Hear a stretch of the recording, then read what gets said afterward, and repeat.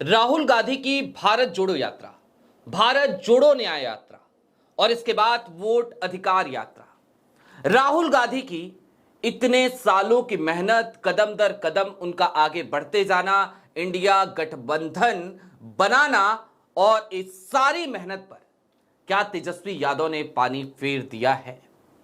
और क्या तल्ख हकीकत एक ये भी है कि लालू यादव हों या फिर कि नीतीश कुमार, आज की तारीख में दोनों का स्वार्थ एक साथ जाकर मिल गया है, उनके स्वार्थ का एकीकरण हो गया है। और कहानी इससे आगे की क्या अब यह हो चली है कि दरअसल बिहार एक नजीर बनेगा। कैसे स्वार्थ के वशीभूत कुछ लोग अपनी आइडियोलॉजी को भी मोहरा बना देते हैं। नमस्कार, मैं स्वप्निल और आप मुद्दा देख रहे हैं। दोस्तों, आगे बढ़े उससे पहले एक छोटी सी अपील है। मुद्दा इन दिनों एक गंभीर आर्थिक संकट से जूझ रहा है। एक तरफ हमारे मेन बैंक अकाउंट्स फ्रीज चल रहे हैं, तो दूसरी तरफ हमारे 2.5 साल पुराने चैनल को हमसे छीना जा चुका है। लिहाजा डे टू डे ऑपरेशंस में हमें काफी मुश्किलों का सामना करना पड़ रहा है। ऐसे में आपसे गुजारिश है कि यदि आप चाहें, यदि आप सक्षम हो, तो छोटी छोटी मदद मुद्दा की जरूर कीजिएगा। इसके लिए आप स्क्रीन पर दिख रहे क्यूआर कोड या फिर के नीचे दिख रहे यूपीआई नंबर का इस्तेमाल कर सकते हैं। अब आगे बढ़ते हैं। कल की तारीख में एक बड़ा बयान आया और यह बयान किसी और का नहीं बल्कि कांग्रेस के एक पूर्व प्रदेश अध्यक्ष का आया। उन साहब का नहीं जिनका जिक्र हमने कल आपसे लगातार किया। मैं अखिलेश प्रसाद सिंह की बात नहीं कर रहा। बीबीसी को दिए एक वक्तव्य में उन्होंने, पूर्व प्रदेश अध्यक्ष ने, इनसे पहले वाले ने, उन्होंने कहा कि दरअसल आरजेडी कुछ और नहीं कर रही है बल्कि वो मुकेश सहनी को एक मोहरे के तौर पर इस्तेमाल कर रही है। फिर कल ही की तारीख में देर शाम होते होते राजेश राम के बयान ने खासी सुर्खियां बटोरी और राजेश राम ने वो कलई खोल दी कि आखिरकार पूरी कहानी किस तरफ जा रही है, कौन है जो महागठबंधन के किले को ढहाने में लगा है। लेकिन इन सब के दरमियान कल की तारीख में ही वो बड़ी खबर भी आ गई कि झारखंड मुक्ति मोर्चा वो भी 6 सीटों पर अपने उम्मीदवार उतार रहा है और महागठबंधन से उसका कोई लेना देना नहीं है। उसने ये भी कहा कि बिहार चुनाव के बाद हम झारखंड में गठबंधन पर विचार करेंगे। अब ये 3 बड़ी खबरें थी। इन तीनों का विश्लेषण बेहद जरूरी है, लेकिन शुरुआत कहां से करें? तो जरा शुरुआत झारखंड मुक्ति मोर्चा के बयान से करते हैं। सबसे लेटेस्ट खबर वही रही। दरअसल झारखंड मुक्ति मोर्चा को यह कदम क्यों उठाना पड़ा, इसके पीछे की वजह बड़ी साफ है। झारखंड में इंडिया गठबंधन के बैनर तले चुनाव लड़ा गया और आरजेडी को भी मौका मिला। आरजेडी को जब मौका दिया गया तो आरजेडी ने इस बात का वायदा किया था कि बिहार में हम झारखंड मुक्ति मोर्चा को भी सीटें देंगे। आरजेडी को झारखंड मुक्ति मोर्चा ने झारखंड में गठबंधन के अंतर्गत गठबंधन धर्म का पालन करते हुए न सिर्फ 7 सीटें दी बल्कि जीते हुए एकमात्र प्रत्याशी को उन्होंने मंत्री भी बनाया। यानी कि आज की तारीख में झारखंड की सरकार में मंत्री साहब भी हैं। कौन है वो? नाम है संजय यादव। वही संजय यादव जिनके बेटे हैं रजनीश यादव। और दरअसल कहानी तो ये हो चली है कि बिहार में रजनीश यादव को टिकट दिया है आरजेडी ने और वो टिकट भी कांग्रेस को खटक रही है। दोस्तों, झारखंड मुक्ति मोर्चा लगातार तेजस्वी यादव से बातचीत करने का प्रयास बात करती रही, लेकिन उन तमाम बातचीत के दरमियान दरअसल तेजस्वी यादव ने कोई भाव ही नहीं दिया।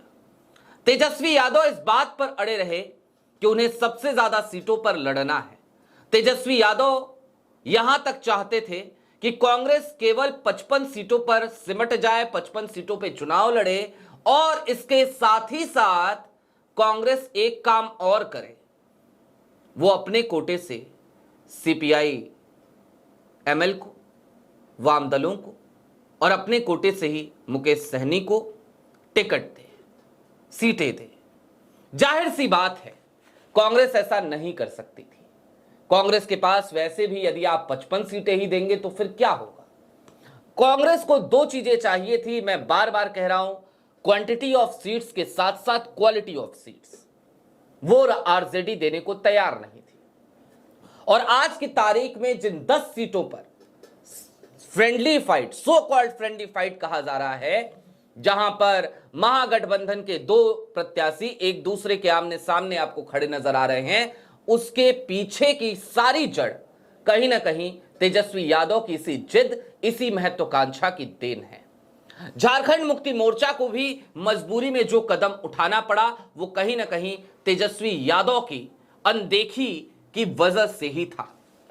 मैं हर बार एक बात कहता हूं और लंबे समय से कह रहा हूं, तेजस्वी यादव एक बेहद ही इनसिक्योर नेता हैं और किसी भी पॉलिटिशियन को इतना इनसिक्योर नहीं होना चाहिए, क्योंकि इनसिक्योरिटी हमेशा आपको नुकसान पहुंचाती है। लेकिन तेजस्वी यादव की ये इनसिक्योरिटी आज की तारीख में आपको सामने सामने नजर आ रही है। हमने तो तब भी सवाल उठाया जब पप्पू यादव को लोकसभा नहीं लड़ने देना चाहते थे तेजस्वी यादव, कांग्रेस को वो सीट नहीं देना चाहते थे तेजस्वी यादव पूर्णिया की। पप्पू यादव निर्दलीय लड़े, जीत के आए। कन्हैया कुमार को बिहार में बर्दाश्त करने को तैयार नहीं तेजस्वी यादव। और ऐसा क्यों? क्योंकि तेजस्वी को लगता है कि कोई और नेता उभरेगा तो उनका क्या होगा। जरा सोचिए ये किस तरीके की इनसिक्योरिटी है। खैर, इन सब के दरमियान असली कहानी पर आ जाइए। एक स्थिति और हमें नजर आती है और वो आज की तारीख में डिस्कशन का सबसे बड़ा पॉइंट होना चाहिए। नीतीश कुमार और लालू यादव दोनों की राजनीति समाजवाद की राजनीति से शुरू तो जरूर हुई, लेकिन क्या आज की तारीख में जिस तरीके का स्वार्थ दोनों धड़ों में दिखता है, क्या आपको वहां पर कहीं समाजवाद नजर आता है? समाजवाद का स नजर आता है, सोशलिज्म का एस नजर आता है? चुनाव तक कहीं ऐसा तो नहीं कि नीतीश कुमार एक तरफ मोदी को मोहरे के तौर पर इस्तेमाल कर रहे हैं और लालू यादव राहुल गांधी को। यह आज की तारीख का सबसे बड़ा सवाल है और ऐसा लगता है यही तल्ख हकीकत भी है। दरअसल अब कहानी उस दिशा में बढ़ चली है जहां जो कुछ भी होगा चुनावों के बाद ही पता चल सकता है।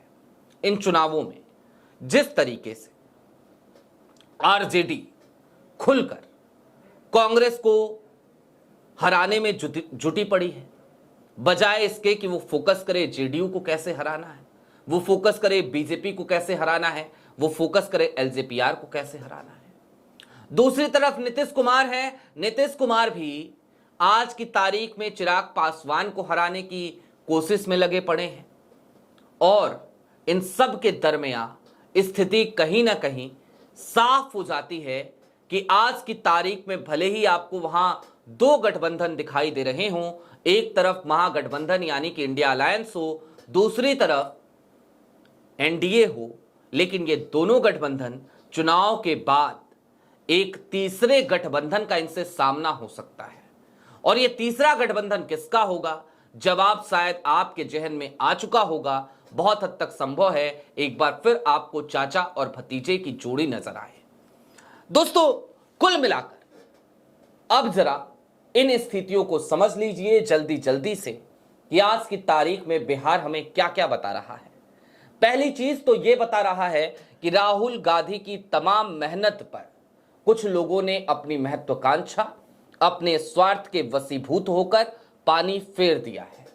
दूसरी तरफ समझने की जरूरत यह है कि इंडिया गठबंधन जिसने 2024 के चुनाव में नरेंद्र मोदी के लिए खासी मुश्किलें खड़ी कर दी थी, भारतीय जनता पार्टी पूर्ण बहुमत की सरकार बनाने की स्थिति में नहीं आ पाई। आज की तारीख में उस इंडिया गठबंधन को तोड़ने की कवायद में तेजस्वी यादव लग चले हैं। कभी जब नीतीश निकले थे तो लगा था नीतीश से विलन है, लेकिन आज की तारीख में अगर कोई सबसे बड़ा विलन है तो वो हमें तेजस्वी नजर आते हैं। झारखंड मुक्ति मोर्चा को नाराज तेजस्वी ने किया, कांग्रेस को नाराज तेजस्वी ही कर रहे हैं। और इन तमाम विपक्षी दलों को भी एक बात समझनी चाहिए, इसकी भी आज जरूरत है। कांग्रेस की आलोचना हम भी करते हैं, उसके ढुलमुल रवैये की। हम आलोचना करते हैं कांग्रेस में बैठे हुए गद्दारों की, स्लीपर सेल्स की। लेकिन क्या इस बात को सिरे से खारिज किया जा सकता है कि बिना कांग्रेस के एक मजबूत विपक्ष बन ही नहीं सकता? सच्चाई तो यही है कि माइनस कांग्रेस इंडिया अलायंस का कोई वजूद नहीं बचेगा। लिहाजा कांग्रेस की जरूरत इन तमाम विपक्षी दलों को ज्यादा है।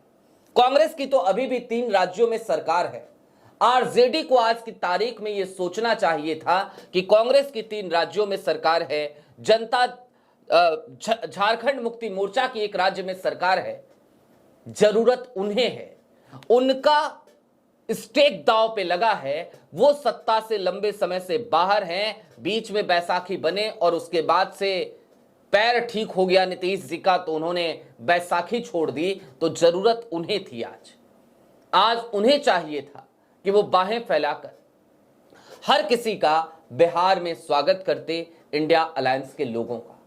ऐसा उन्होंने किया नहीं, और जब नहीं किया तो उसका खामियाजा अब तेजस्वी यादव को ही भुगतना पड़ेगा। लेकिन क्या ये खामियाजा वाकई में सिर्फ तेजस्वी यादव ही भुगतेंगे, या फिर कि विपक्ष के वो तमाम कार्यकर्ता भी जो आज की तारीख तक ये आस लगाए बैठे थे कि चलो, जो लोग कहते हैं कि हम लोकतंत्र बचाएंगे, जो लोग हमें रोजगार देने की बात करते हैं, जो लोग कहते हैं कि हम बिहार में शिक्षा के स्तर को सुधारेंगे, स्वास्थ्य के स्तर को सुधारेंगे, उन लोगों की सरकार बन जाएगी। असली सवाल तो यही है कि भुगतना सिर्फ तेजस्वी को पड़ेगा या फिर उन लोगों को। जवाब आपके सामने है, आप समझ गए होंगे। दोस्तों, आज की तारीख की ये तल्ख हकीकतें हैं, लेकिन इन हकीकतों को बयां करना और आवाज में तल्खी के साथ, वो भी बेहद जरूरी था। बहरहाल अभी के लिए दीजिए इजाजत। ऐसे ही तमाम अपडेट्स, तमाम डेवलपमेंट्स के लिए जुड़े रहिए मुद्दा के साथ। चलते चलते फिर वही अपील, चैनल पे नए हो तो सब्सक्राइब करते हुए जरूर जाइएगा, सक्षम हो तो छोटी छोटी मदद मुद्दा की जरूर कीजिएगा। बहुत शुक्रिया।